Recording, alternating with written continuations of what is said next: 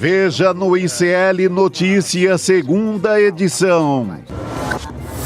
O adeus a Mujica. E os que não têm amor a seu povo, que se dediquem a outras coisas. Ex-presidente do Uruguai morre aos 89 anos em decorrência de câncer. Porque quando meus braços se vayam, haverá miles de braços substituindo a luta. Circo na CPI das Bets. Senadores e assessores tietam influencer ouvida como testemunha na comissão. Obrigada aí pelo carinho. Câmara contra o STF. Hugo Mota diz que poderes precisam fazer autocrítica e Luiz Roberto Barroso responde. Aliança contra tarifaço de Trump. Lula critica protecionismo dos Estados Unidos e diz que relação do Brasil com a China nunca foi tão necessária. China e Brasil estão determinados a unir suas vozes contra o unilateralismo e o protecionismo. O ICL Notícias, o jornalismo verdade, está no ar.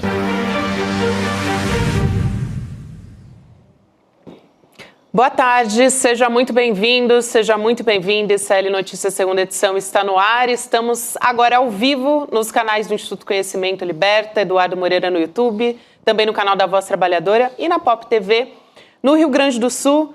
Nessa terça-feira, 13 de maio de 2025, dia 3 de maio, mais triste, né, da nossa história, Chico Sá e Elô Vilela já estão aqui comigo, no dia que nos deixou Pepe Mujica.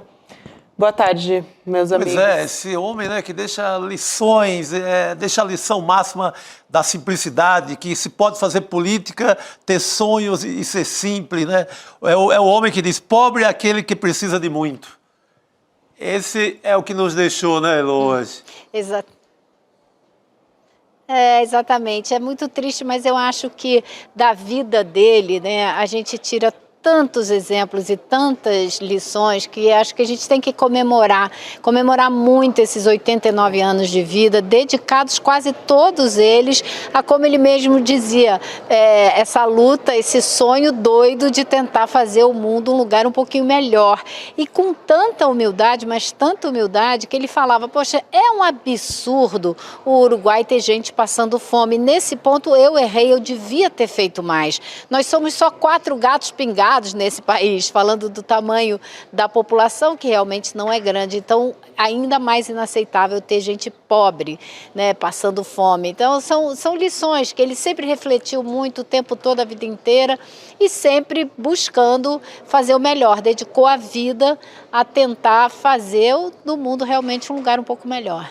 Pois é, Elô, a gente vai entrar aqui em vários aspectos e também na história do Pepe Mujica. Agora há pouco eu conversava com o Bernardo Cotrim, né, que é o nosso diretor aqui de mídias sociais, e achei muito bonito que ele diz que o Mujica, ele vivia em consonância assim, profunda com o que ele acreditava, né?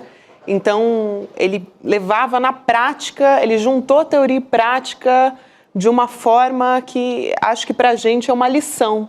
Né? Ele levou uma vida política como presidente ali de 2010, 2015 e ele adotou todas essas teorias na vida que ele levava, né? Viveu uma vida com extrema simplicidade até o final, né, dos dias dele. Total, e talvez seja o grande exemplo que deixa essa história do... Por que o político tem que ser como a maioria dos políticos brasileiros, por exemplo, viver de ostentação, sabe?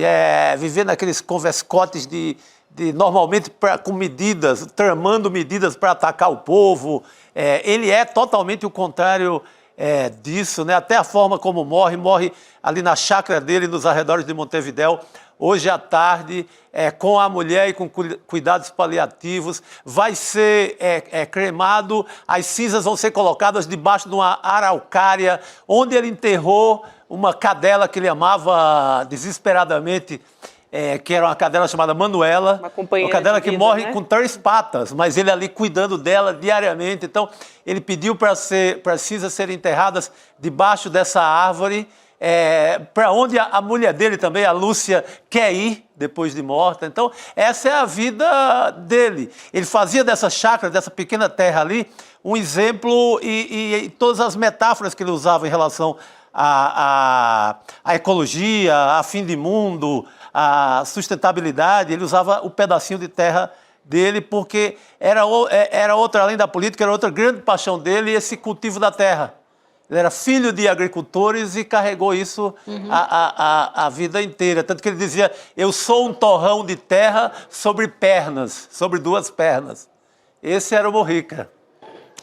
Essa é lindíssima. Diga, Lu. Era muito legal. Ele falava, ele nunca se dobrou, né, às tentações do consumismo, do Exatamente. mundo materialista. Ele poderia ter vivido em palácio quando era presidente. Não, ele continuou morando na chácara dele, plantando flores, plantando verduras e dizendo que é assim que era a vida. Ficou famoso o Fusquinha azul dele, né, que A gente tem era o até carro essa que ele imagem usava aqui. mesmo e pronto.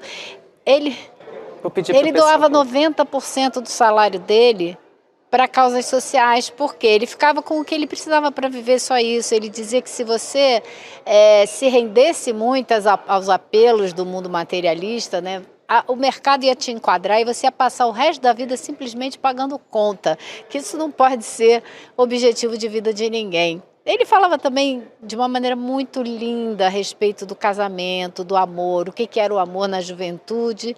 Ele passou mais de 50 anos casado com a mulher dele, com a Lúcia, e ele falava de uma maneira muito linda como é que era o amor na juventude, o amor na idade já avançada, e o que era esse amor também como meio de, hoje, né, de combater a solidão, e o companheirismo. Ele dizia que a vida dele não era nada sem ela, que ele devia muito da vida dele a ela. Então, assim, são muitas áreas, né? Ele falava de ecologia, ele falava da preocupação com esse avanço da extrema-direita, como que as democracias precisam se modernizar e se atualizar para enfrentar esse mundo tão mais complexo que a gente tem hoje. Então, ele nunca parou de pensar nas grandes questões e nas pequenas também.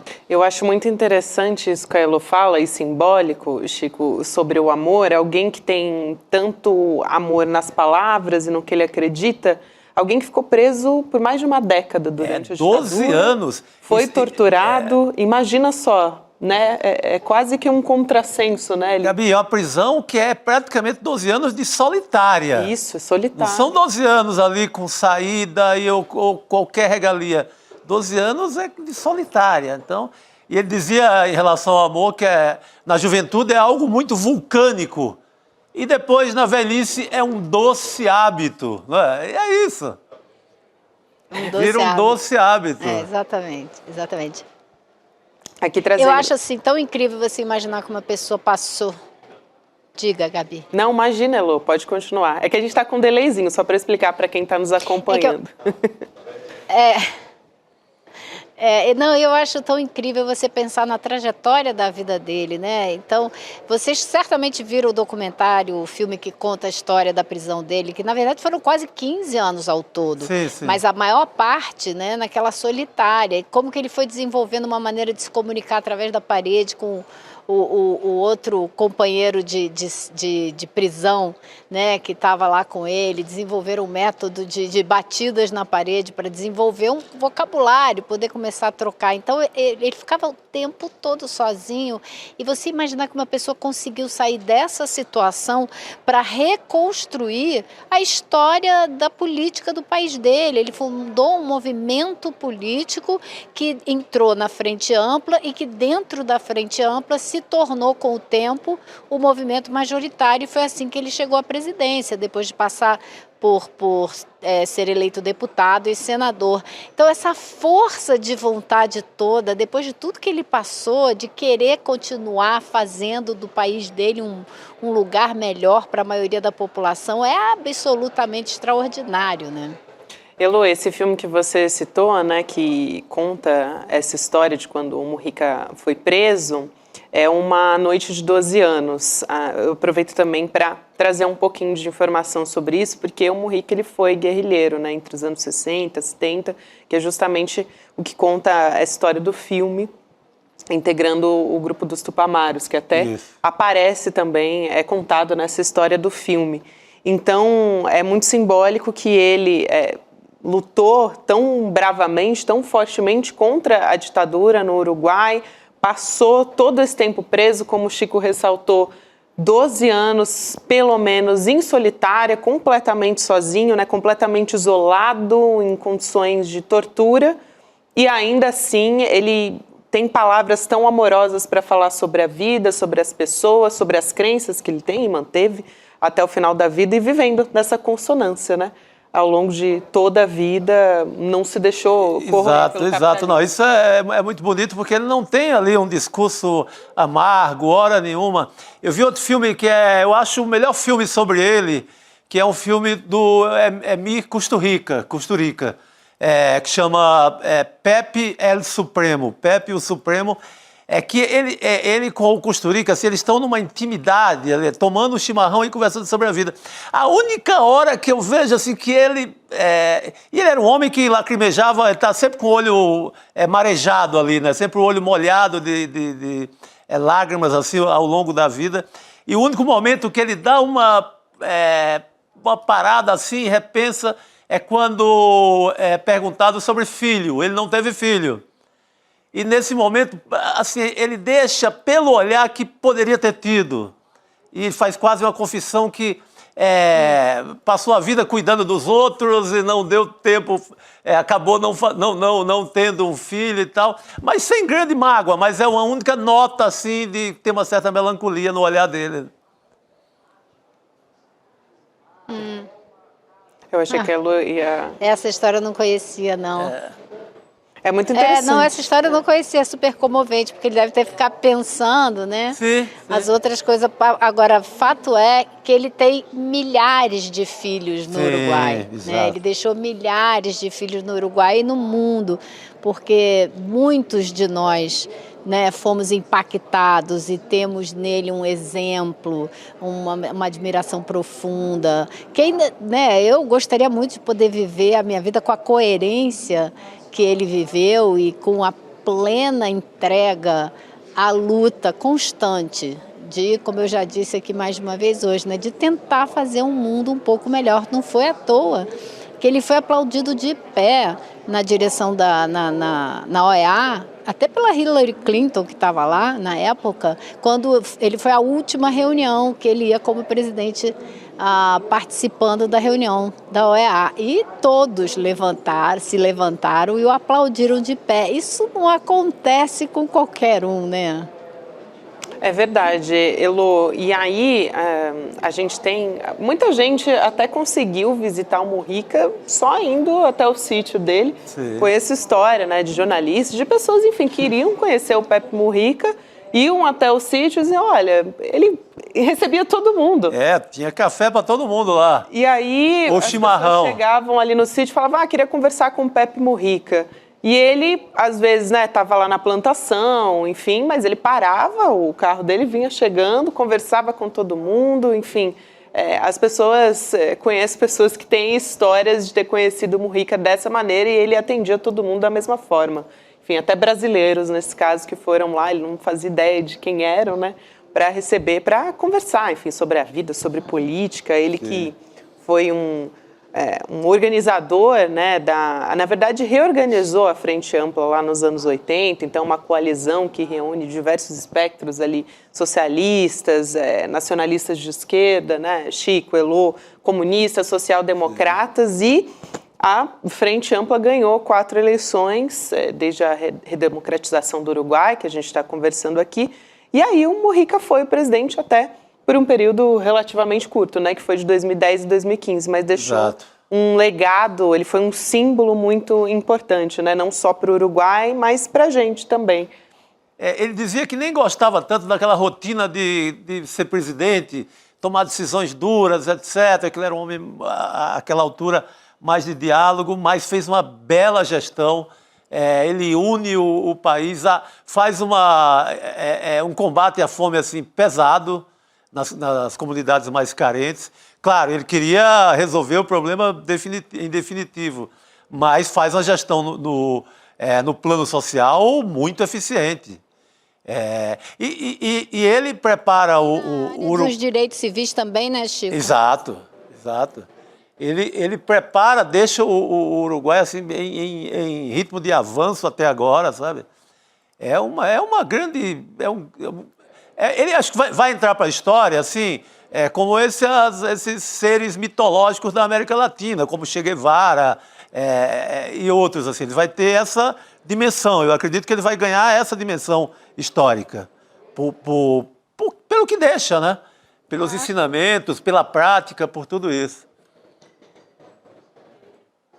Com certeza, não só como gestor, né, como presidente, que conseguiu fazer esse combate duro, como você disse, à fome, mas também que conseguiu legalizar a maconha, reconhecer o casamento igualitário, regularizou o aborto. Então, o Uruguai, sob Mujica, teve avanços progressistas importantíssimos que foram consolidados.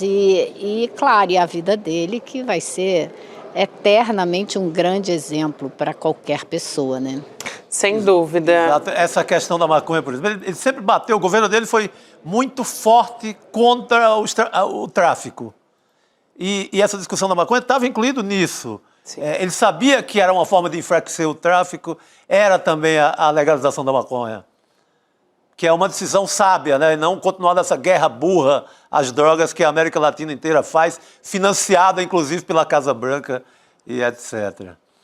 Eu queria trazer um pouquinho, Elô e Chico, da repercussão sobre a morte do Pepe Mujica, né? Que é um líder tão importante mundialmente, mas principalmente um símbolo importante para a América Latina, para a gente aqui. E aí, quando ele morreu, foi uma grande comoção, e o primeiro a noticiar a morte do Pepe Mujica foi o presidente do Uruguai, o Yamandu Orsi, e que foi para as redes sociais, né, para dizer que estava ali comunicando o falecimento com uma dor muito profunda, né, do companheiro do Pepe Mujica, enfim, militante, presidente, uma referência, né, e que vai fazer muita falta a todos, né, e agradecendo por todo o amor que ele deixou ao povo. Ele não diz nem ao povo uruguaio, né? Porque ele deixou, acho que, a sociedade como um todo. Aqui no Brasil também, o Ministério das Relações Exteriores do Brasil publicou uma nota a respeito disso. Acredito que em breve o próprio presidente Lula deve se manifestar a respeito disso, porque é um amigo de longa data, né, do presidente Lula esteve também. com ele em várias ocasiões, né, mantiveram uma amizade longa. Muito longa. E aqui, na nota do Ministério das Relações Exteriores, vou ler só um trechinho aqui, diz o seguinte: grande amigo do Brasil, o ex-presidente Mujica foi um entusiasta do Mercosul, da Unasul e da CELAC, um dos principais artífices da integração da América do Sul, da América Latina e, sobretudo, um dos mais importantes humanistas de nossa época. O seu compromisso com a construção de uma ordem internacional mais justa, democrática e solidária construiu exemplo para todos e todas. Então ele fala do legado, essa nota também fala do legado do Pepe Mujica, guiando todas e todos aqueles que genuinamente acreditam na nossa capacidade de construir um mundo melhor para as futuras gerações. Até Chico e Elô, foi uma característica muito forte das eleições recentes no Uruguai. Até as falas do Mujica foram nesse sentido, né? Até as propagandas políticas de um futuro melhor para as gerações que iam permanecer com o legado do Pepe Mujica, né, Elô? Exatamente. E você sabe que no ano passado ele não veio, né? Mas ele enviou uma mensagem gravada para uma reunião que aconteceu aqui no Brasil do Congresso Internacional do Centro Latino-Americano para o Desenvolvimento. E nessa reunião, nessa mensagem que ele mandou, ele mostrou uma grande preocupação com a formação de gestores para justamente a democracia não se perder, como parece às vezes que está se perdendo diante do avanço da extrema-direita, com o apoio das mídias sociais, desses algoritmos que ficam levando as pessoas para o extremismo de direita. Então ele falou bastante disso. Agora, uma pessoa que falou dele de uma maneira muito bonita hoje também, que eu estava lendo agora há pouco, foi o Pedro Sanches, da Espanha. Ele disse uma frase que eu achei maravilhosa. Ele falou assim: a política faz sentido assim quando é vivida com o coração, como foi o caso do Pepe Mujica. Muito bom. Bela definição, bela definição. E o mais extraordinário assim no Mujica é que também todo esse amor, né, todo esse lirismo, falando da vida, do amor na juventude, do amor na velhice, mas uma coisa ele não esquecia, dava sempre, quando falava de sistema financeiro, ele sempre citava uma frase clássica do Brecht, que é aquela de o que é roubar um banco diante de fundar um banco. O que é roubar um banco em comparação a criar um banco, que é uma frase clássica do Bertolt Brecht, e ele nunca esquecia essa frase. E ele, como guerrilheiro, esteve envolvido em ataques a bancos e etc., e isso não saía do horizonte dele. Que excelente essa frase. Muito E distribuiu o dinheiro para os pobres, né? Roubava o banco e distribuiu o dinheiro para os pobres. Sim, não, toda a prática, é tudo coerência aí, né? É impressionante. Até o fim da vida, com certeza. Até a última aparição, uma das últimas aparições do Pepe Mujica, porque agora ele já estava recolhido, né? A família já tinha informado, até se falou muito ontem na imprensa que o Mujica estava realmente em cuidados paliativos, junto com a família, no conforto ali, né, dos afetos dele, enfim. Mas ele estava na candidatura do Orsi no comício, foi uma das últimas aparições políticas, públicas do Mujica, que foi muito forte, mas ele tinha um tom de despedida, né, Elô e Chico? Ele até disse aqui, a gente separou um trecho desse momento, uma outra fala marcante do Mujica, mas ele falou: eu estou no final da partida, estou absolutamente convencido e consciente, sou um velho que está muito perto de onde não se volta, mas sou feliz porque vocês estão aqui. Gente, é inacreditável, muito né? Bom, né? Como são absolutamente geniais as frases do Mujica. Não, e assim ele morre serenamente lá na chácara hoje à tarde, assim, dessa forma que ele... Em janeiro, ele anuncia que o câncer havia tomado o fígado, Foi muito rápido, que né, Chico? não tinha mais jeito, e ele anuncia de uma forma serena também que perdeu para a morte nesse sentido, mas que deixa isso tudo que a gente está falando aqui há mais de meia hora, vai falar um dia inteiro. Acho que vale a pena a gente mostrar esse trecho também, né, dessa última fala. Elô, pode complementar, na sequência a gente mostra o trecho. Eu só ia dizer que depois dessa eleição do Orsi, o Lula teve no Uruguai com ele e deu a ele uma medalha, que é a medalha assim, da honra mais elevada que o governo brasileiro pode dar para alguém. Então, ele esteve lá, foi uma cena super bonita, eles se abraçam, eles botam a testa assim uma com a outra e você vê o Lula segurando o rosto dele. Era uma amizade profunda, não só pelas pessoas que os dois são, mas eu acho que tem algo que une os dois de uma maneira muito profunda, que é essa não aceitação, essa revolta diante da fome. Acho que isso cala muito fundo para todos os dois. Foi uma cena muito bonita mesmo. A gente estava mostrando aqui, Elô, enquanto você estava comentando também. E aí acho que vale a pena a gente assistir essa fala do Mujica no comício do Orsi. Vamos lá assistir? Muito bom. Porque estou al final del partido, absolutamente convencido y consciente. Pero tenía que venir hoy acá, por lo que simbolizan ustedes. Entonces, soy un anciano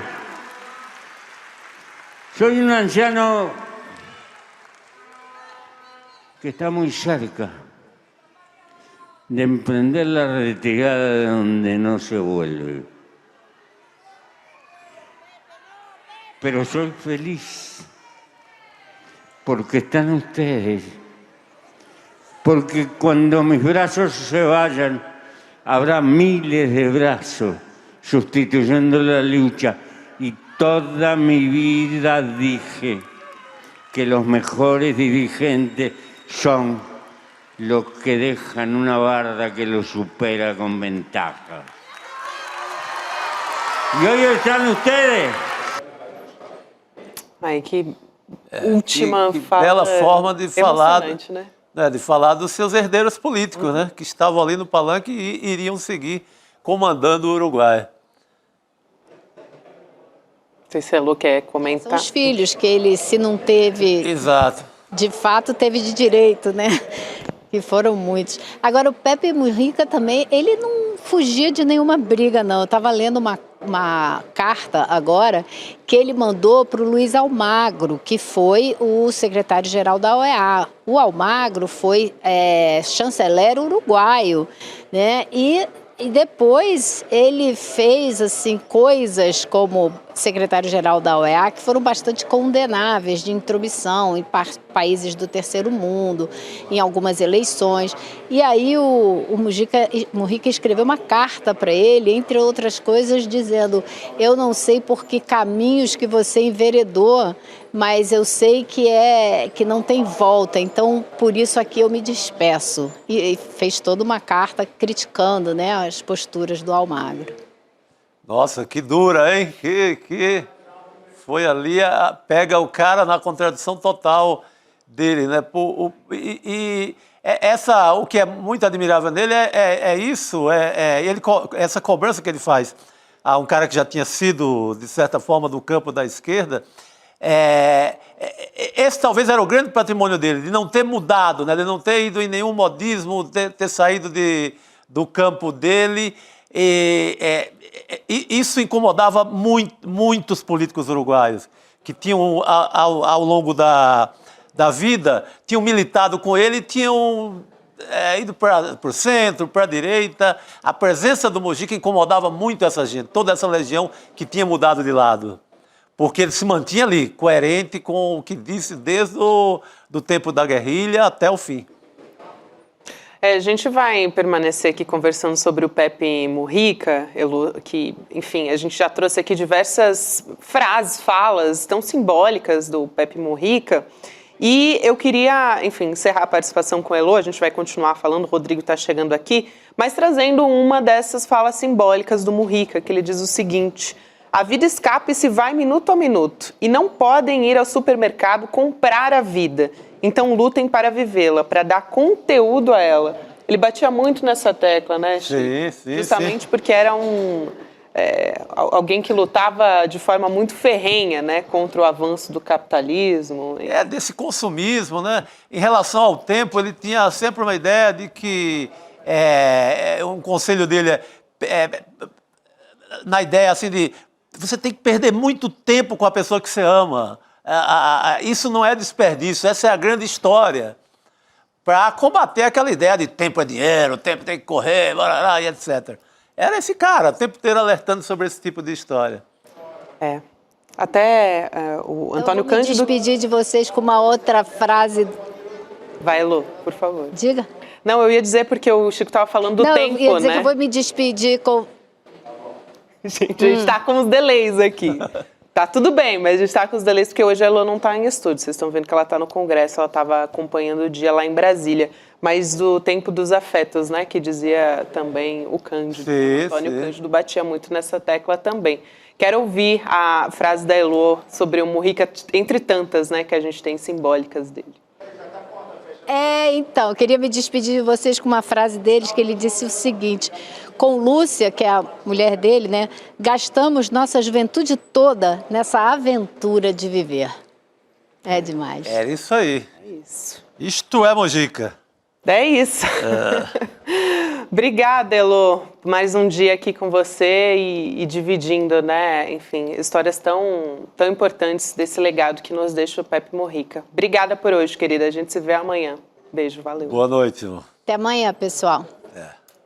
Rodrigo também continua conversando com a gente a respeito do legado do Pepe Mujica, né, Rodrigo? Chega aqui mais Chegando com a gente. Por favor, querido. Para conversar a respeito disso. Você também que estava agora há pouco ali no Urgente, né, numa entrevista com o Fabiano Restivo, documentarista, jornalista também, que conversou com o Pepe Mujica nos últimos, vamos dizer assim, né, foi uma das últimas pessoas a fazer uma entrevista com o Mujica. Ele fez uma série de entrevistas, né, visitando a casa do Pepe Mujica. Ele era um amigo do Pepe Mujica, o Fabiano, uma geração um pouco mais nova, o Fabiano, é claro, mas experiência na América Latina inteira e fez esse documentário baseado nas entrevistas com o Mujica. E no ICL Urgente, além da conversa com o Fabian Restivo, a gente mostrou esse trecho também que vocês acabaram de comentar um pouquinho antes, nesse comício, né, uma espécie de passagem de bastão, né, do Mujica para as novas gerações. Muito emocionante, né, a fala dele para a multidão. E também eu achei emocionante a postagem do Yamandu Orsi, do atual presidente, que o Mujica via como um jovem, né? Não é mais um jovem, o presidente tem 50 e poucos anos, mas foi formado já nessa geração pós-ditadura no Uruguai. É um homem da democracia. E o Pepe Mujica viveu nos dois lados, né? Viveu sob ditadura, de arma na mão, guerrilha, preso mais de uma vez. Ele tem a famosa... Ele foge, os tupamaros, né? Os guerrilheiros tupamaros, participam de uma fuga histórica lá no presídio de Punta Carretas, lá em Montevidéu. Esse presídio nem existe mais, virou um shopping center, não é só no Brasil, viu, Chico? Ah, é? Virou shopping center? O local onde era o presídio. Mas eles fizeram uma fuga espetacular, mais de 100 tupamaros escapuliram, né, ali na época da ditadura, depois foram presos de novo, então o Mujica foi preso mais de uma vez. E na prisão definitiva ele passou 15 anos, né? Vocês já comentaram aqui né, também sobre isso. E passou boa parte desse tempo numa solitária. Aliás, vai ter uma minissérie baseada no livro da história dessa fuga, né, dos prisioneiros políticos do Tupamaros, que vai ser dirigida pelo Fernando Meirelles, exatamente. Né? O El Abuso. El Abuso, exatamente. Era El Abuso porque, assim, considerava-se que os Tupamaros, né, fizeram um tremendo abuso e cavaram um túnel. Foi uma fuga espetacular. Uma coisa... E você viaja lá para Montevidéu, eu fui num restaurante ali nessa região de Punta Carretas, e aí tinha lá, debaixo do restaurante, uma área que o pessoal dizia, isso aqui é o que restou de um dos túneis dos Tupamaros, é um pouco uma mitologia, que a gente não sabe se aquele lugar é realmente um túnel ou era um subsolo de um prédio, né? Mas no restaurante eles apresentavam assim, isso aqui os Tupamaros usaram para fugir do presídio que ficava logo aqui, agora tem um shopping. Mas os Tupamaros tinham uma mitologia no Uruguai e no mundo inteiro. Os Tupamaros de um país pequeno, né, em termos de população, ficaram conhecidos no mundo inteiro pelas ações espetaculares.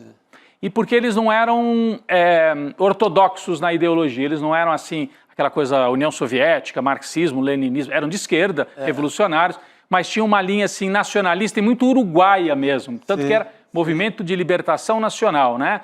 Nesta linhagem de que vamos resgatar um socialismo na linha uruguaia, sem imitar os outros. Exato. Isso aí. Então o Mujica vem dessa tradição, né? Aliás, a gente vai ter a oportunidade de falar mais a respeito disso, da história do Pepe Mujica, novamente com o Fabian Restivo. Daqui a pouco ele vai voltar com a gente aqui no ICL Notícias segunda edição, para a gente poder continuar contando essa história, né, pelo olhar de alguém que conviveu tanto tempo com o Pepe Mujica.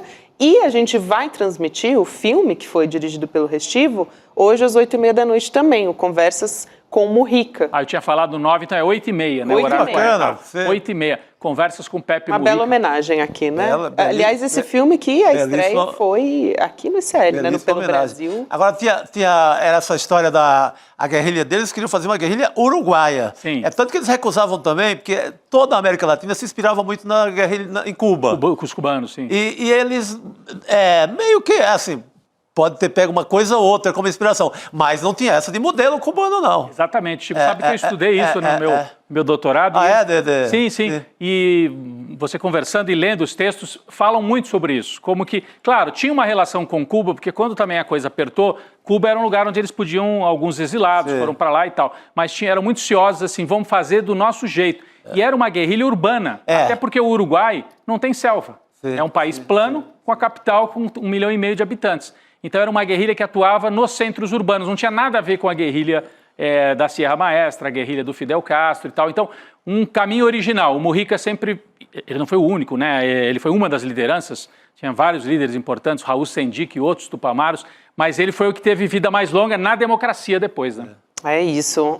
A gente, aliás, eu quero aqui lembrar que hoje vai ser 8h30, né, da noite a transmissão, porque a gente tem hoje às 7 horas o Precisamos Conversar sobre os assuntos da semana. Então a gente vai colocar aqui na tela, no Precisamos Conversar de hoje, a gente não vai falar sobre o Pepe Mujica porque todo mundo, né, as meninas, elas gravaram hoje de manhã, então a morte do Pepe Mujica foi um pouquinho aconteceu depois. hoje à tarde, um pouquinho antes do ICL urgente. Na semana que vem elas vão ter a oportunidade também de falar sobre o legado do Mujica. Mas olha, a pauta tá quente, a pauta hein? continua quentíssima, os assuntos da semana são conclave, né, e o novo Papa, o Papa Leão XIV, aliás, entrando na questão das mulheres na Igreja Católica. Então, uma discussão bastante interessante. Também falando, gente, tá uma febre mesmo essa história dos bebês reborns, né? Pelo amor de Deus. Eu, nesse caso, sou como a Glória Pires, não tenho como comentar. Você não é capaz de opinar? Não não sou capaz de opinar. Olha, a minha opinião é um tanto quanto polêmica, então vou guardar para mim. Vou guardar aqui meu condição de réu primário. Réu primário. Vou guardar minha condição de réu primário. Eu também. Mas me reservar o silêncio. Pelo amor de Deus. Ô, Gabi, mas o outro tema importantíssimo é esse do racismo nas escolas. É mais um caso terrível numa escola particular, uma escola de elite de São Paulo, mais um caso de racismo que terminou com a vítima de racismo, enfim, sofrendo as piores consequências. Aliás, num dia simbólico, né? Porque hoje é dia 3 de maio, que muita gente chama até do dia da falsa abolição, né? Porque o racismo não acabou, a sociedade não precisa de muitos avanços, então muita gente diz, né, que é o dia da falsa abolição, ou o 14, a continuidade, né, do 14 de maio, mas é um dia muito simbólico e muito importante para ter discussões como essa, né? Como essa que elas vão falar a respeito de um caso de racismo dentro do Colégio Mackenzie em São Paulo. Então, depois do ICL Notícias segunda edição, você tem esse encontro marcado com a Juliana Baroni, com a Sucena, a Nina Silva e a Sara Zara, e também tem o grupo do Precisamos Conversar, exclusivo no WhatsApp para receber as informações, que é o icl.com.br/Precisamos Conversar. E vamos falar também ainda sobre assuntos quentes dessa semana aqui, né, Rodrigo? No ICL Notícias segunda edição, a gente vai voltar a falar, gente, sim, sobre o Pepe Mujica. Já adiantei que o Fabiano Restivo vai voltar para conversar com a gente. Mas antes a gente também vai falar sobre a situação na Câmara, essa disputa com o Supremo Tribunal Federal. A gente teve essa decisão da primeira turma por unanimidade de derrubar a resolução da Câmara que estava suspendendo o processo do golpe contra o deputado Alexandre Ramagem. A gente conversou sobre isso ontem aqui no ICL Notícias segunda edição, e hoje o presidente da Câmara, Hugo Motta, ele está lá em Nova York para aquele grande evento, né, que tem diversas personalidades políticas. Ele, no evento do LIDE, a gente tem até uma foto do Hugo Motta junto com o João Dória, né, que é o dono do LIDE, que foi governador de São Paulo, e o Motta disse que os poderes têm que fazer uma autocrítica. Vou aqui trazer aspas, né, do presidente da Câmara. Ele diz o seguinte: nós vamos trabalhar para blindar a nossa pauta da polarização. Tenho me esforçado bastante para que implementemos essa agenda. Essa pacificação passa pela harmonia entre os poderes, mas cada poder tem que fazer autocrítica para colaborar com essa harmonia. Carolina Brígido está acompanhando essa história, claro, vem aqui conversar com a gente, até para ajudar a gente a decifrar essa frase aqui do Hugo Motta. Carol, boa noite para você.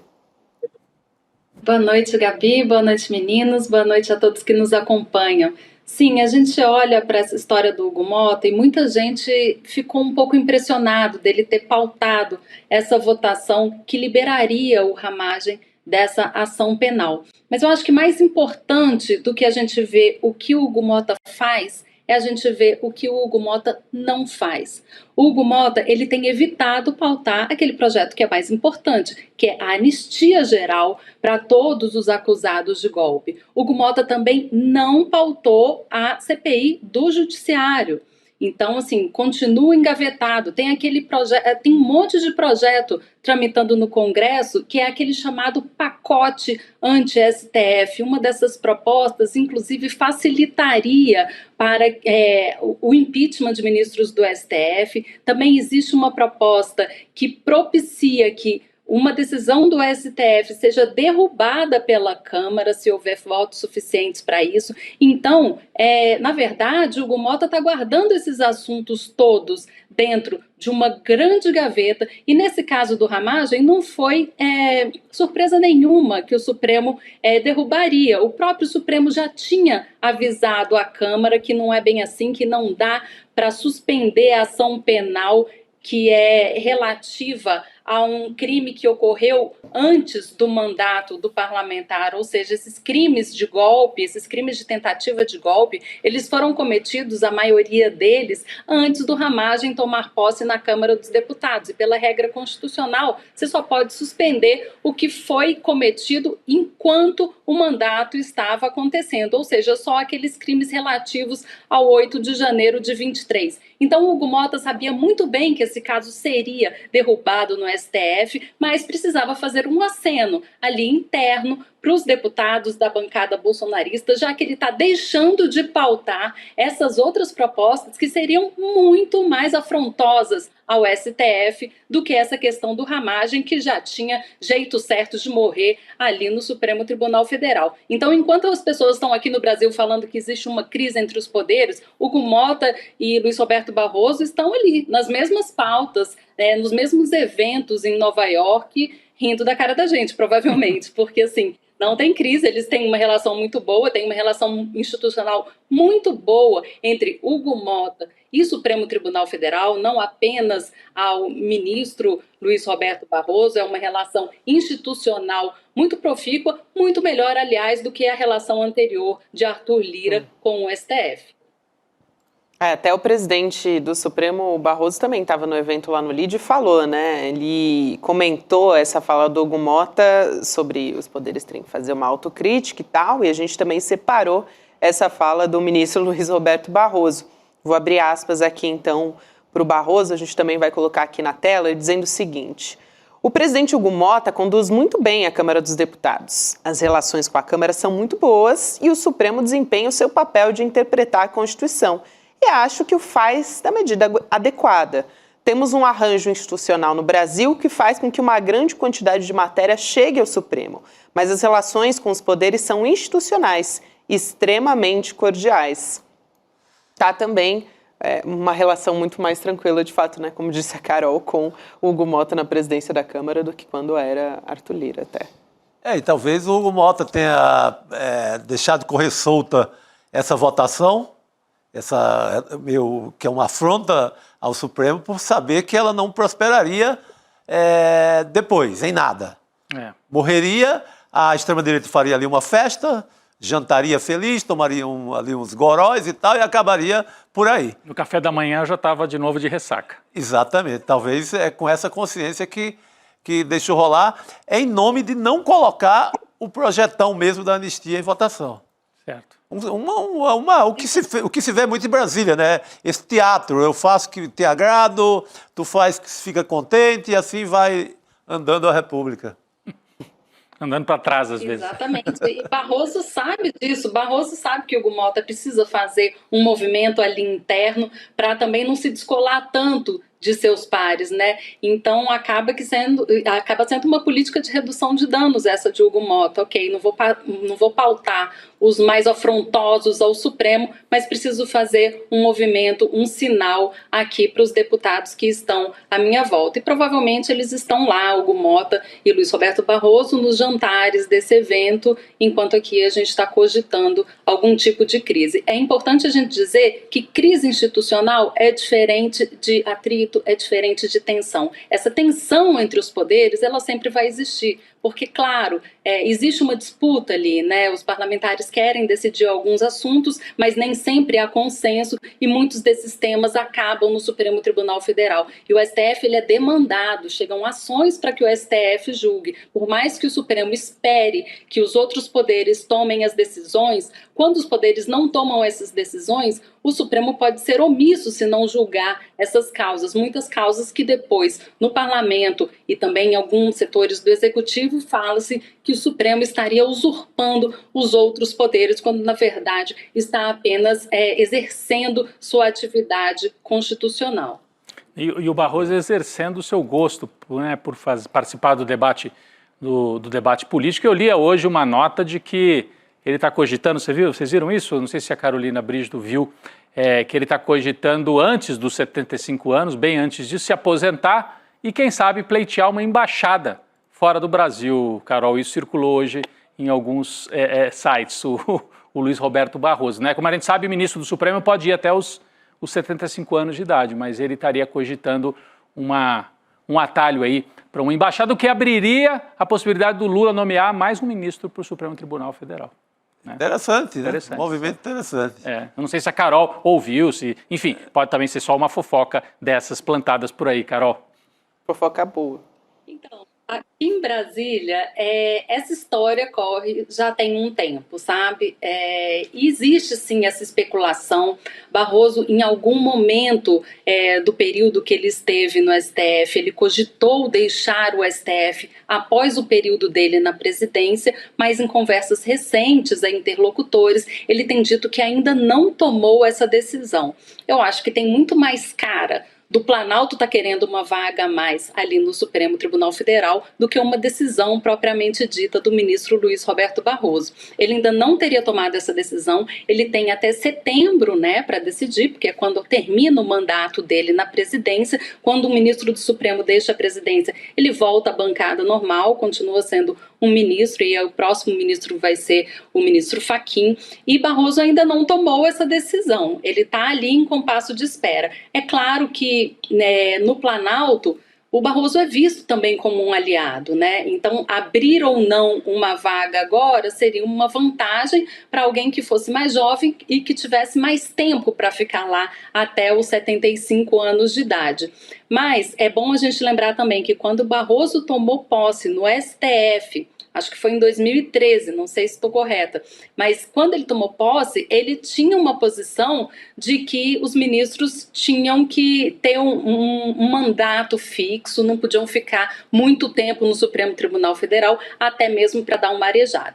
Mas esse discurso é muito fácil quando você ainda vai entrar no cargo. Depois que você está lá dentro, é muito difícil abdicar do poder e abdicar também desse protagonismo, né? É claro que um ministro do Supremo Tribunal Federal tem um protagonismo no noticiário e também na vida pública que um ex-ministro não tem. Então isso tudo precisa ser ponderado quando uma pessoa pede antecipação de aposentadoria ali do Supremo Tribunal Federal. Mas é raro, mas acontece, né? O Joaquim Barbosa, por exemplo, fez isso.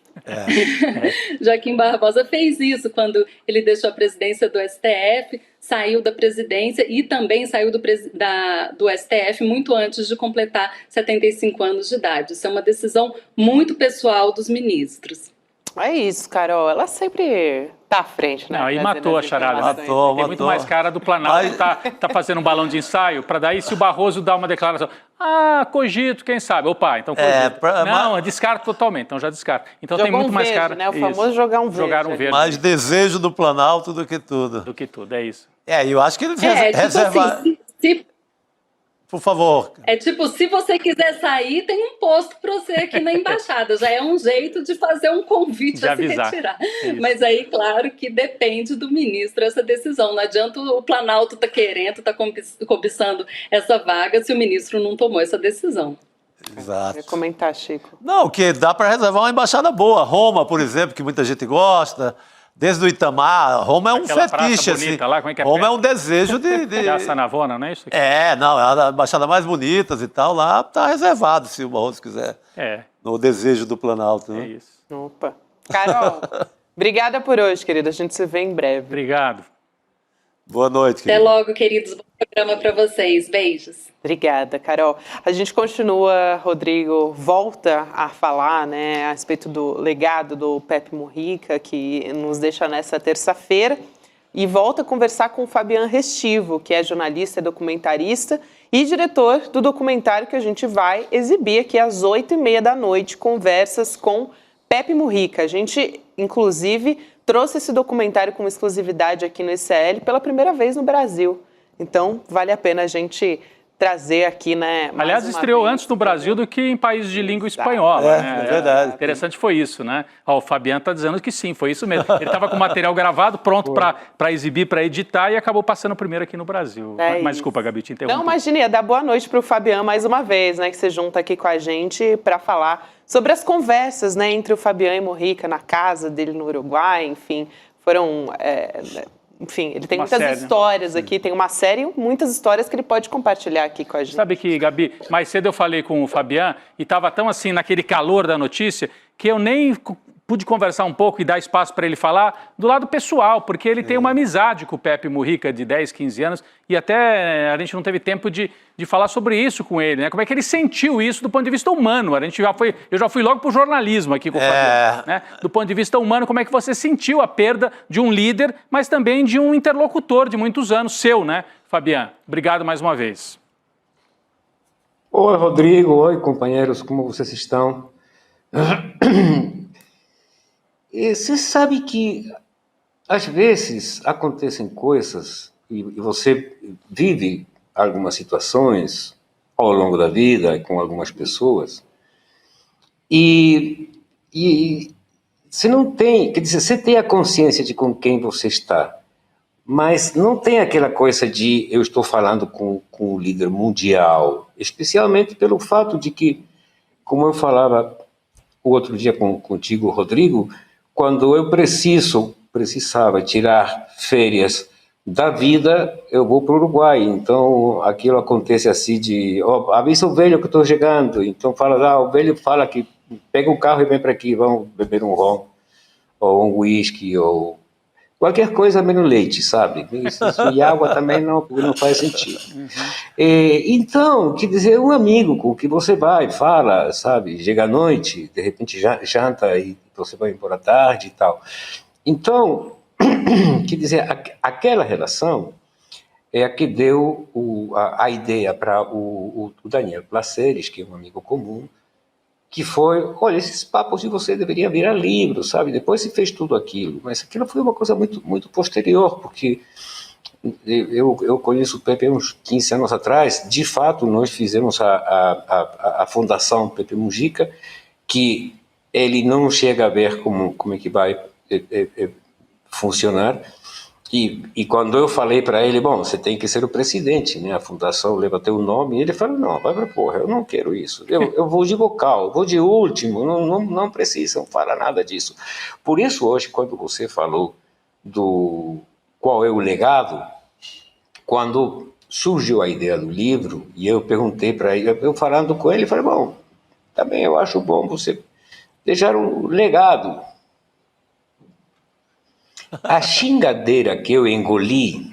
Ele ficou bravo. Você acha que eu estou para essas merdas de legado? Eu acho que isso aparece no documentário no momento. Você acha que eu estou para ir? Vamos. Falei, esquece a palavra legado. Vamos bater um papo 10 dias. É mania de jornalista essa, pelo visto, né, Gabi? Com certeza.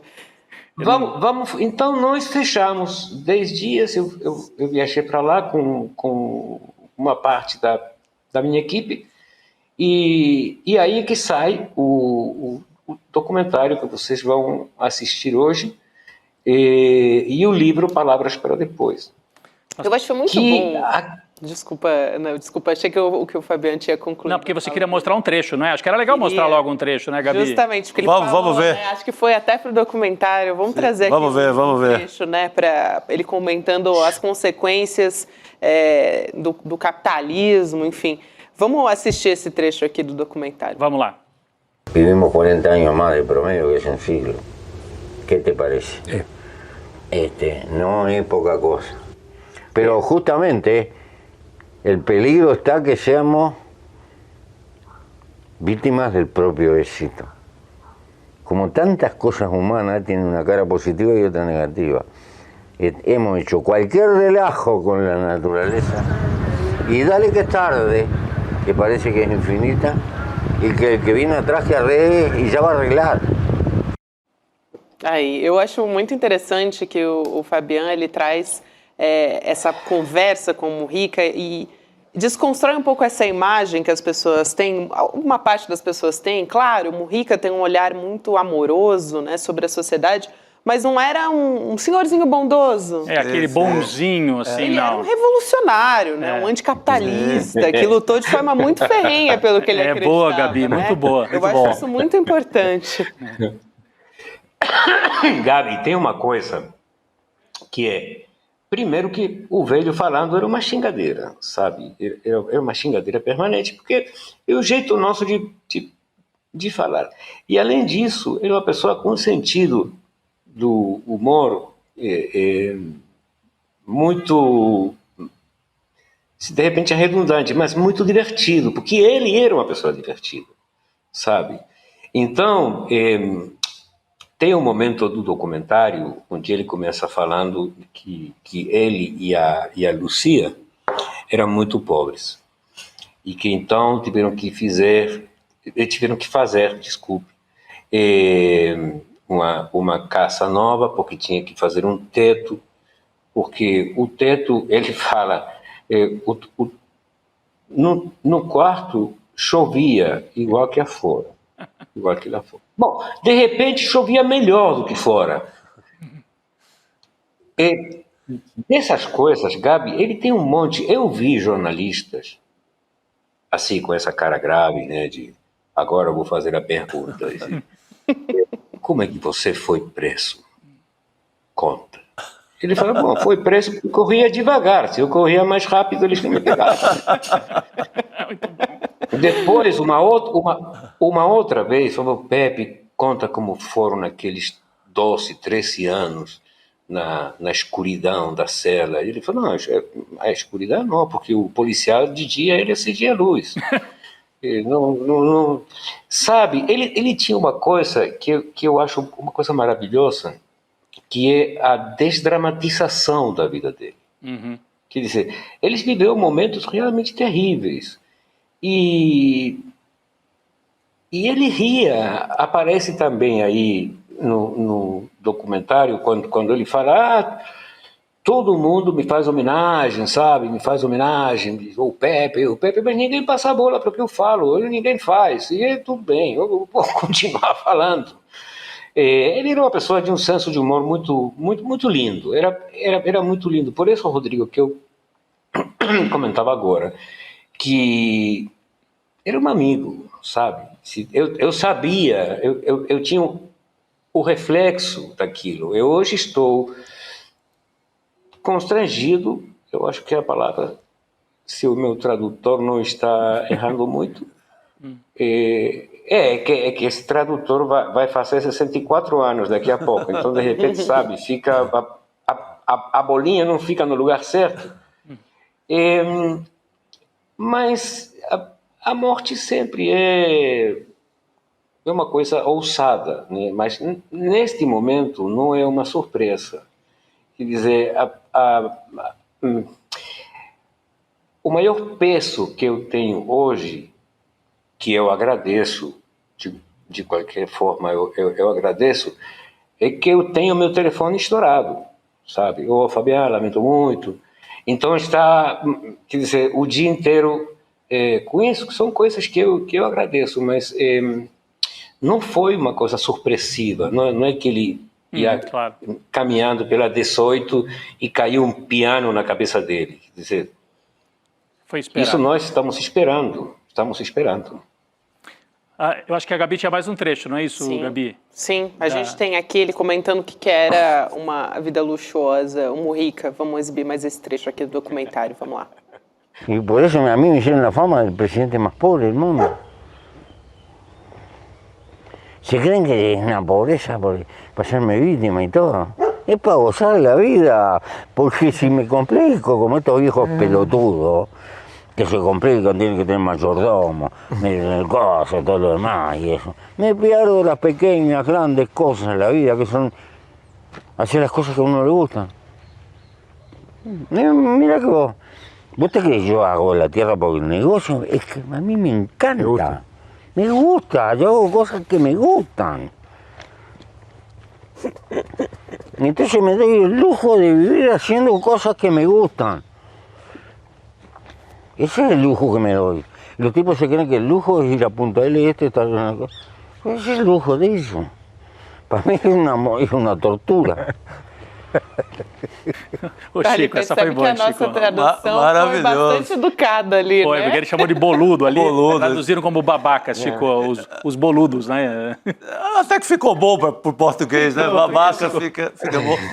Mas Fabiana, durante essa longa convivência com o Pepe Mujica, em que momento ele mais te emocionou? Porque no filme passa muito isso. Você está ali um pouco comovido com algumas coisas que ele te fala, mas que momento foi mais emocionante? Aquele que você parou e disse, agora o velho acabou comigo.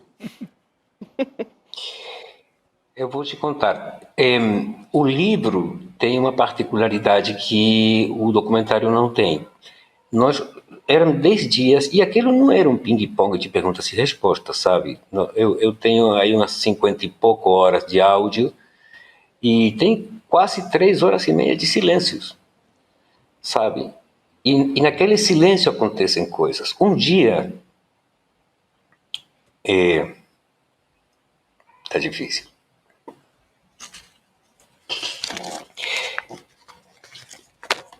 Um dia estávamos sentados no galpão do fundo. Chovia. Estávamos em silêncio. Você tem aquelas bolhas da chuva, aquelas bolhas que caem aí. E estávamos olhando o desenho que a água fazia com o óleo que tinha deixado o trator quando ele passa. Sabe aqueles cores, aquela coisa estranha? E eu tinha medo de quebrar aquele momento, mas eu queria fazer uma pergunta que surgiu assim da nada. E falei, Pepe, você sonha? Eu estava esperando uma resposta, assim. Ele tardou uns 15 minutos em responder. Ele nem olhou para mim, seguiu olhando as bolhas e falou, não. Isso foi um momento para mim privadíssimo. Sabe, esse foi um momento privado, porque acontecia alguma coisa no ar naquele momento, e eu imaginei qualquer coisa, mas que ele não sonhava. Isso foi o momento. O resto tem um monte de coisa, sabe, falar com ele era uma coisa muito rica, porque eu tive a sorte, e realmente foi uma sorte pessoal, de que ele gostasse muito de bater papo comigo. Então, aquilo era filosofia, xingadeira. Quer dizer, nós pegávamos um personagem da política local e até que não acabávamos com a vida dele, o papo não tinha fim, sabe? Não era bonzinho assim, mesmo, Gabi, não era nada bonzinho assim. Como você não, pelo amor de Deus, não. É um mito, né, que você criou. Bom, uma das coisas que eu falei com a Lucia, quando surgiu a ideia do Pepe, de fazer o livro, a Lucia me falou, você vai ter cuidado com o que você escreve. Eu falei, não, eu não tenho que ter cuidado de nada. Por quê? Porque o problema dos livros de Pepe é que cada um escreve o que imagina. Eu vou ser textual. Posso ser textual? Tem menores ainda na tela? Bom, sei lá. Pais, tira o filho daí. Então, a Lucia me fala, porque cada um, sabe, escreve o que imagina do Pepe. Eu leio esses livros, aí o Pepe não come, não caga, não xinga, não faz nada, sabe? Ele é um anjo. Canonizado, né? E de fato, eu falei, não, eu vou fazer um livro com tudo que acontece. Então, um dia estávamos fora, sentado fora, estava frio, e eu fui ao banheiro 3 vezes. O banheiro é uma árvore atrás do galpão do fundo. Então, quando eu volto, eu falo, velho, escuta uma coisa. Você tem 30 anos mais do que eu. Eu fui ao banheiro 3 vezes, você não foi nenhuma. E ele falou, mas a diferença é que você não tem que estar de olho para não molhar o sapato. E eu sim. Sensacional. Quer dizer, eu tenho, lógico, a tristeza, né? Você perde uma pessoa querida, isso não é uma boa notícia nunca, ainda você esteja esperando aquilo. Mas as minhas lembranças frescas, novas, aliás, eu fico muito rindo, Que bom. A gente também, né? Muito bom. É um bom sinal, né? Tanto que hoje a gente foi fazer a manchete aqui e eu não queria usar a morte de Pepe Mujica, eu queria usar a vida, né? A vida de um lutador, a vida de um militante, a vida de um político, né, Gabi? E Essa pela conversa entrevista... traz muita vida. A gente está falando da vida e de uma pessoa normal, com um brilho, mas uma pessoa, um ser humano. Excessivamente humana, inclusive. Excessivamente humana, exatamente. Muito bom. Muito bom. Fabian, que prazer te receber aqui. Obrigada por compartilhar essas histórias com a gente e também o nosso abraço nesse luto coletivo, claro, que a gente está vivendo agora, e também os nossos sentimentos pela perda de um amigo, né? Além de tudo, acima de tudo, um amigo. Então, também o nosso abraço aqui. É isso. Coletivo. Companheiros, um grande abraço para vocês e muito obrigado por essa conversa, porque foi uma quebra no meu dia. Hoje passei grande parte do dia respondendo. As pessoas ligam, escrevem, sabe? E isso eu agradeço muito, mas é a primeira coisa divertida do dia, depois da notícia. Então, agradeço a vocês muito. Obrigado. Obrigado, querido. Graças. Eu agradeço, Fabiano.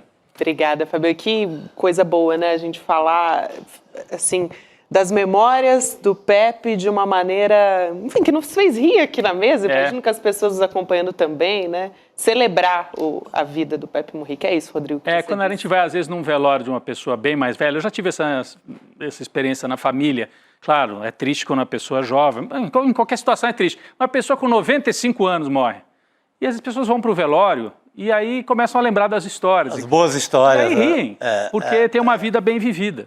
Então o Pepe Mujica tem uma vida bem vivida, quase 90 anos de idade, e a gente está aqui, claro, triste, mas também, de alguma maneira, rindo, porque ele tem histórias muito boas, né, Chico? É isso, e a gente continua acompanhando essas histórias, mais detalhes dos bastidores, dessas conversas que o Fabian Restivo teve com o Pepe Mujica no documentário, às 20h30 da noite, conversas com o Pepe Mujica, que é o diretor argentino Fabian Restivo, que conversou com a gente agora, que conversa, né? Que privilégio. Muito legal, ele fala dos silêncios, né, Muito Chico? bom ele dividir isso com a gente. Que tão importante quanto as falas eram os silêncios. Né? Você fala muito pelo silêncio também. É isso. Falando em legado também do Mujica, a gente aqui no ICL, acho que caminha, a gente estava falando aqui, né, de caminhar em consonância. Acho que aqui a gente caminha em consonância com essas ideias que o Pepe Mujica propagou, né, na sua vida política. Em todos esses anos a gente pôde aprender muito com ele. Aqui a gente vai ter a nossa segunda turma de pós-graduação, né, Rodrigo? Momento aqui para a gente lembrar que o nosso coordenador de curso, Gessé Souza, que é o nosso professor Gessé, inclusive, também é sociólogo, autor de tantos livros e reflexões importantes, a gente vai ter aqui a nossa segunda turma do curso. Então, um momento ali para você reservar esse segundo aqui, dessa conversa aqui com a gente, para também poder se inscrever na nossa segunda turma, que vai acontecer agora. Quinta-feira, você pode se inscrever em icln2.com.br para acompanhar a aula magna, porque as elites odeiam o povo brasileiro, dia 15 de maio, 8 horas da noite, que vai ser essa conversa com o Gessé, com o Edu Moreira também, falando da nossa... É uma pergunta que o Pepe Mujica faria, né? Não só em relação ao Brasil, mas por que as elites odeiam o povo? Valendo para toda a América Latina. O caso especial do Gessé é que ele é um estudioso da realidade brasileira. O Mujica faria essa pergunta no Uruguai e faria na América Latina. O Mujica é um grande amigo do Brasil também, né? Eu não sei se a gente falou disso, mas quando o Lula esteve preso, ele teve um papel fundamental. Eu lembro de assistir uma palestra do Mujica com o Lula. Na véspera da derrubada da Dilma, ele veio ao Brasil, participou de manifestações. Então, ele tinha noção do que significava perder o Brasil para a extrema-direita e depois perder a Argentina para a extrema-direita. E o Uruguai conseguiu resistir. Isso, né? E era um receio dele justamente, era um receio, né? Mas lá resistiu.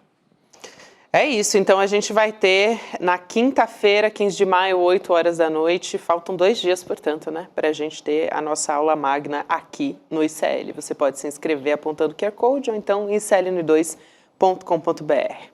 Falando nos nossos conteúdos aqui, né, especiais, vocês já ouviram o podcast novo? Nossa! Aqui do ICL? Vontade de ouvir de novo já. Já pode ouvir, Chico. Porque além do conteúdo, né, sensacional, como é bem feito, né? Toda a sonoplastia, a edição incrível. Cristiano Botafogo. Hein? Coisa de quem entende. De primeira que a gente tem aqui, um ano de investigação, gente, do Igor Melo, também com a coordenação da Juliana Dalpiva, mostrando um império financeiro, né, patrimonial, que foi construído pelo Silas Malafaia, pelo pastor Silas Malafaia, e a gente teve já a exibição, né, a publicação do primeiro episódio. Em breve, sexta-feira, a gente vai ter o segundo. Só que a gente já exibiu o primeiro episódio e o pastor Silas Malafaia acusou o ICL Notícias de ter mentido na reportagem. A gente trouxe a Juliana Dalpiva e o Igor Melo para conversar com a gente, comentar essa resposta do Silas Malafaia. Eu vou dar boa noite para eles, meus colegas aqui, que, aliás, mais uma vez, estão de parabéns pelo No Alvo, que está, assim, excelente. Boa noite para vocês, queridos. Boa noite. Boa noite, Gabi, Rodrigo, Chico. Boa noite para a nossa comunidade. Boa noite, gente. Bom estar de volta. Boa noite para todo mundo que nos ouve. Vamos lá. Bom, gente, vou começar aqui trazendo, né, a resposta do Silas Malafaia, né? Ele disse que nunca foi pobre, como está dito no podcast, que vem de uma família de classe média. A gente tem um vídeo dele que desmente isso. Então, vou começar trazendo esse primeiro vídeo para a gente começar aqui a nossa conversa. Vamos lá? Vamos assistir? Vamos ver. Eu sei o que eu passei para manter programa no ar. Vendi carro, não vendia mulher e filho porque não podia. Tá? Andava de ônibus com programa de televisão no ar. Eu sei que eu já passei de ficar igual um maluco na Avenida Rio Branco, andando para lá e para cá, porque não tinha dinheiro para pagar programa e com medo de sujar o nome da igreja. Ou seja, confessou, né? Ele disse que ele tinha problemas financeiros. A questão, né, acho que a Juliana e o Igor podem explicar melhor. Ao responder ao podcast, ele quis dizer, pobre eu nunca fui. Eu sempre fui de classe média, mas para os fiéis dele, ele dizia o contrário, né? Juliana e Igor. Então, começa daí, né? Assim, eu acho que tem vários pontos para responder a resposta do Silas Malafaia, não é isso? Exatamente, Rodrigo. Um dos primeiros tópicos que o Malafaia falou no vídeo de 26 minutos. No vídeo de 26 minutos que ele gravou ontem para atacar o ICL, sobretudo o Igor, ele começou falando isso, que ele não era de uma família pobre. Só que quando muda aí a audiência, a plateia, né, Rodrigo? Ele fala sobre as dificuldades, sobre os problemas. Então, esse vídeo que vocês acabaram de ver é um dos áudios que está no podcast, mostrando esse problema de que ele conta a história que ele quer, dependendo do interlocutor. Eu acho que vale a pena a gente trazer um outro ataque do Malafaia aqui do ICL, que ele diz que o patrimônio dele nunca foi misturado com o da igreja, e a gente tem o vídeo a respeito disso também aqui. Então a gente vai trazer aqui mais esse, vamos voltar a conversar com a Juliana e o Igor na sequência. Vamos lá. Ele diz várias vezes que eu sou o dono da igreja e que há uma mistura, uma confusão entre o meu patrimônio e o patrimônio da igreja. Patrimônios da igreja estão em nome da igreja. O que eu tenho da igreja é salário, eu não tenho participação em nenhuma arrecadação da igreja. E aí ele usa, porque eu tenho um carro da igreja que eu uso, ele diz, ele tinha um Corolla e agora um Commander, carros de luxo. E aqui a gente tem o documento que foi assinado por ele de maneira eletrônica, né, Juliana, Igor aqui, pelo próprio Silas Malafaia, né, tanto como responsável pela Assembleia de Deus, como pela editora Central Gospel. Aqui está na tela, a gente já separou aqui a assinatura eletrônica do Silas Malafaia na Assembleia de Deus Vitória em Cristo, também editora Central Gospel, que são os negócios da família. Acho que Juliana e Igor também podem explicar para a gente melhor, né, destrinchar aqui esse assunto. Gabi, assim, esse documento ele próprio compartilhou nesse vídeo de ataque a gente. E ele mostra muito do que a gente está falando, basicamente, que ele assina por várias pessoas jurídicas ao mesmo tempo, no mesmo documento, e ele controla todas elas, assim, o dono da igreja está muito aí, é ele que assina os contratos, que decide os gastos que a empresa vai ter, os investimentos que ela vai fazer. Então, assim, fica muito claro nesse próprio contrato que ele divulgou, volta a falar, que sim, ele é o dono da igreja, o CNPJ tem o nome dele, ele toma todas as decisões, não é um ambiente democrático ou com uma governança institucional que tem outras pessoas tomando decisões, assim. Aqui também, gente, a compra de uma aeronave que foi usada pelo Silas Malafaia também desmente, de certa forma, né, o pastor Silas Malafaia. A gente tem aqui a fala dele a respeito disso. Vou também trazer esse trecho em vídeo para a gente poder comentar. Vamos lá. O avião custou $1.400.000. Ele hoje vale uns 700, 800 mil. É um avião 1985, tem 40 anos, está velho, dá muita manutenção. E eu estou pedindo a Deus para me dar recurso para comprar um avião mais novo, para eu andar para lá e para cá, cumprindo os objetivos da associação, que é pregar o evangelho. Aí, Igor. Ou Ju, né? A Ju, acho que quer comentar. Vamos lá, Ju. Eu queria comentar que, assim, ele tá ali o tempo todo dentro do vídeo acusando a gente de não ter como demonstrar a confusão patrimonial que ele faz entre a igreja e o CPF dele. E a associação que também é presidida ali por ele, por pessoas da família dele. Mas é esse o ponto, né? Quem decide quem compra o avião? Esse áudio dele? Poxa, mas se ele não é o dono... Por que ele está falando que ele é que tem que comprar o jato? Por que ele fala quanto é que ele foi que ele pagou? Entendeu? Então, assim, o discurso é todo contraditório. Ele fala o tempo todo como quem toma as decisões. Então, como é que você vai separar o que é do Malafaia e o que é da igreja, o que é da associação? Essa é a questão. Quem tem mais poder que o presidente da própria igreja? Quem manda no Malafaia, se não é o próprio Malafaia? Exato, não é o Silas arrecada e o Malafaia gasta. Acho que teve um ato falho aí nessa declaração também, né? Ele fala para me dar o dinheiro, né? Então, assim, na hora de comprar é para dar para ele, não para VEC, assim. Sim. Eu acho que esse ato falho é interessante da gente apontar também. Ele fala para me dar o dinheiro para comprar outro avião, assim. É muito bom, eu estava conversando com o Igor no Em Detalhes, que foi pro ar hoje de manhã, quase como o Pelé e o Edson, né? Pelé e o Edson. Silas, o Malafaia, como se tivesse ali uma a separação é essa. E outra, ele fala que é para ir daqui para lá, de lá para cá, para pregar o evangelho. Não é só para pregar o evangelho, é para fazer a campanha da anistia de Bolsonaro. Uma campanha que ele se orgulha de financiar. Então não é só para evangelho, que fique bem, bem patente. Aqui, também falando a respeito dos rendimentos dele, que é mais um trecho em que ele acusa o ICL de mentir, a respeito disso, a gente tem um trecho e, na sequência, a gente pode mostrar um documento. Então, vamos ouvir a fala do Silas Malafaia a respeito, né, de ele acusando o ICL de mentir sobre os rendimentos dele. Vamos lá. Vocês estão entendendo? O valor do meu imposto de renda de 962 mil e pouco é a soma do meu salário mais a soma da oferta do meu aniversário. Eu não vou dizer quanto é o meu salário, nem quanto foi a oferta, que eu não devo essa satisfação a ninguém. Aí, Igor, se você quiser explicar, porque a gente tem aqui o documento, a gente pode colocar aqui na tela, que foi obtido esse documento pelo Igor e pela Juliana, com a declaração de imposto de renda do Silas Malafaia, não é isso? Então a gente vai colocar aqui na tela, se você puder explicar também, a gente já está com o documento aqui. A gente tem que chamar o VAR aqui, né? Porque fica complicado. O pastor faz essa distinção de que esse valor de 962 mil que a gente está vendo na tela, que é o que ele declarou ter recebido da igreja dele em 2018, não seria só o salário dele, teria também uma parte do dinheiro, que ele não estipula qual é, que seria uma oferta que ele ganha de presente dos fiéis no aniversário dele. Só que só tem um problema aí. Ele, assim, esse documento, o imposto de renda dele, não faz nenhuma distinção disso. Não tem nenhum elemento que indique que isso não é só o salário. Ele também não informa, não dá nenhum outro elemento que diga que parte disso é oferta. E nos anos anteriores essa oferta não aparece. Ele diz que fez um propósito na igreja de até 2016 não receber nada.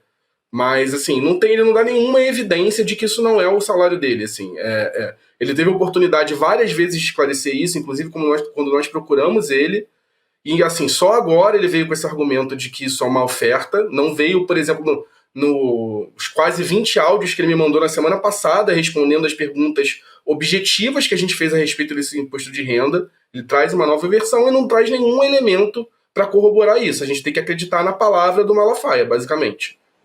Agora, falando sobre a fala dele, ele disse no depoimento à Polícia Federal também corroborando, né, o que a gente está mostrando aqui, com base em documentos. Então a gente tem aqui um trechinho que a gente pode colocar aí na tela. Tá difícil de ler, né, porque a letra é pequena, mas tem um trechinho aqui em que a polícia coloca que quanto ao declarante, né, respondeu que é pastor evangélico, presidente da Assembleia de Deus, Vitória em Cristo, atua como conferencista, escritor de livros religiosos e proprietário da editora Central Gospel, e que todas as atividades descritas no quesito anterior são remuneradas. E aí ele até diz aqui também, né? O segundo declarante respondeu que recebe em torno de R$100 mil em virtude das atividades remuneratórias que exerce por mês. Então, aqui só trazendo um trecho aqui do depoimento à Polícia Federal, né, Ju? Exatamente. Assim, esse trecho é muito importante porque ele diz duas coisas que a gente precisa sublinhar ali. A primeira, ele fala que ele é presidente da igreja e que essa atividade é remunerada. Ele fala que a renda mensal dele é R$100 mil. O Igor acabou de falar aqui sobre a oferta de aniversário. Inclusive, o nosso querido Will De Luca aqui cobrou a gente explicar o que é oferta de aniversário. Oferta é o que o Malafaia chama, é a maneira como o Malafaia chama doação. E a oferta de aniversário é a doação do aniversário. No aniversário, eles ficam... Inclusive tem isso no vídeo dele. Ele promovendo ali, instigando as pessoas a doarem um presente para ele, ou seja, uma quantia de um valor alto no dia do aniversário. Então... no vídeo ele quer falar que essa doação, que esses 900 mil seria uma doação.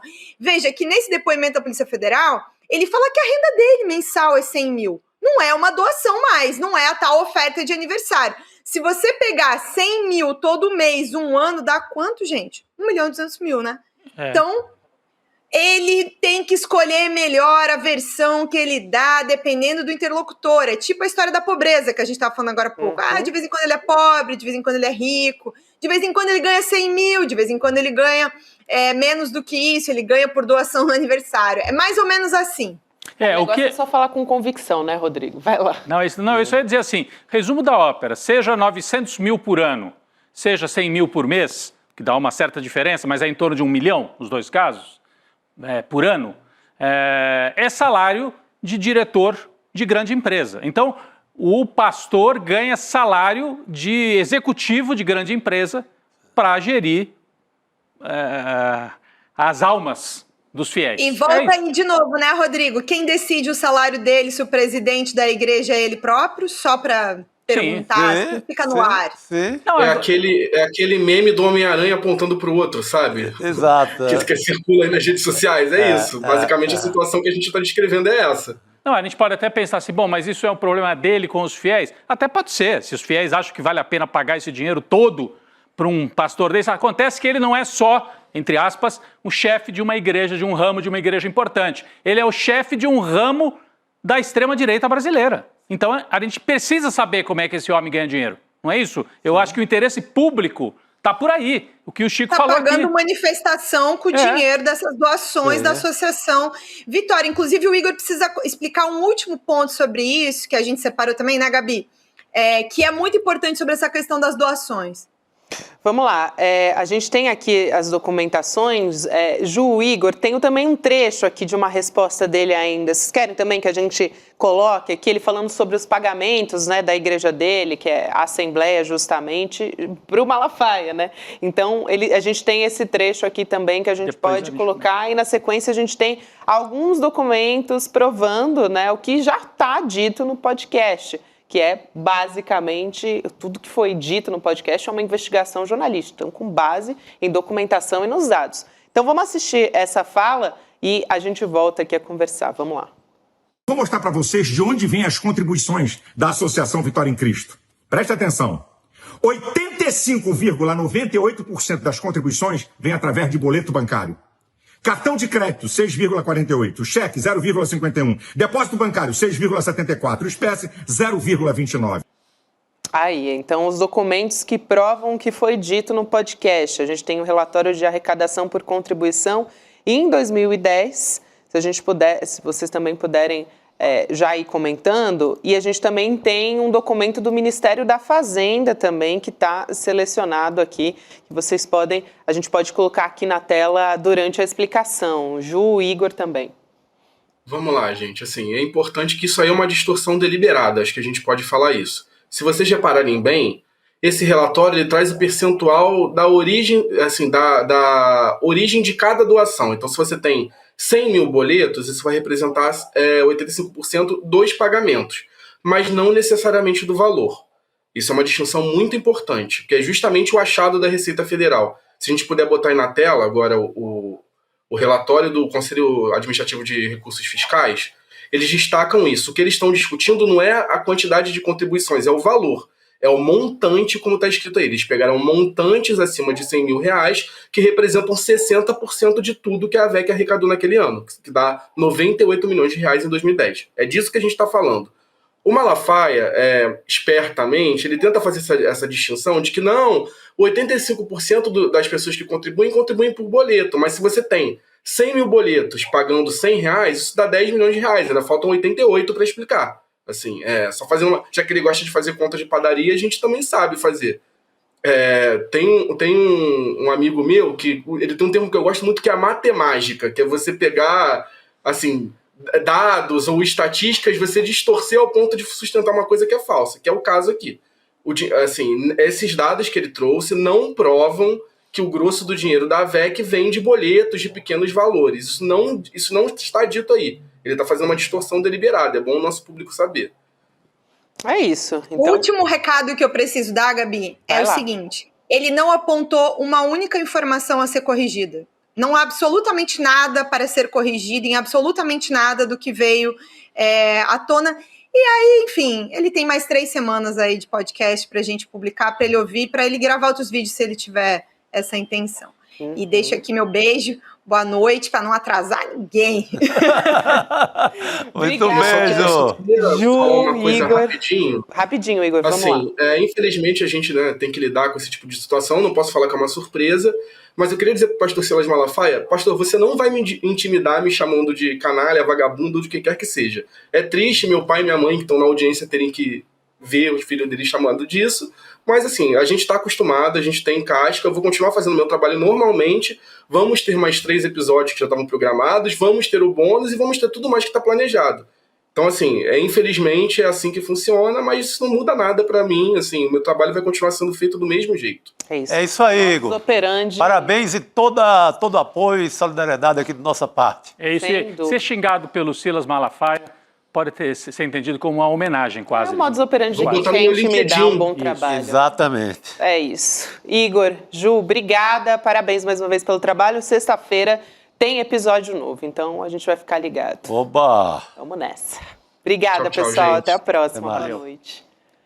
Aqui, Rodrigo, a gente vai chegando ao final, porque agora tem Precisamos Conversar, não é isso? Exatamente. Então a gente vai ter Precisamos Conversar. Lembrando, a gente não vai falar do Pepe Mujica no Precisamos Conversar, mas tem outros assuntos quentíssimos que a Juliana Baroni também conversando com as meninas aqui no episódio de hoje. Vai tratar a respeito do novo Papa, vai ter bebê reborn, né? E o racismo. Vai ter o racismo também, então discussões bastante importantes que a gente traz agora. Eu queria só lembrar uma última coisa.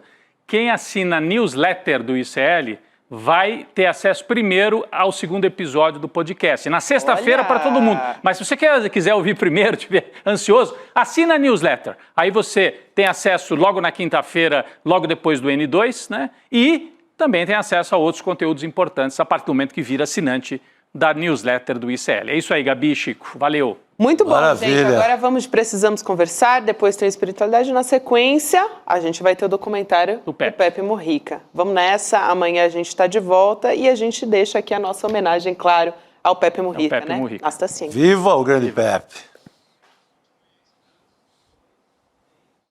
Faltam apenas 2 dias para a aula inaugural de lançamento da 2ª turma da pós-ICL. Eu quero te convidar a refletir comigo. Por que as elites odeiam o povo brasileiro? E como elas se organizam historicamente para impedir que o povo tenha acesso à verdadeira soberania? No dia 15 de maio, às 20 horas, ao vivo. Olha só, eu aqui no Reino dos Livros. Há mais de 150 anos, o poeta Castro Alves recomendava: bendito que semeia livros, livros a mancheia. O livro caindo na alma é germe que faz a palma, é chuva que faz o mar do conhecimento, o conhecimento que liberta. ICL, Instituto Conhecimento Liberta. E agora a gente tem uma lojinha de livros para você, livros a mancheia, livros de alta qualidade que te ajudam a pensar. Venha buscar os nossos livros agora, abrindo a nossa lojinha de livros, souicl.com.br. Vamos pegar os livros à mancheia.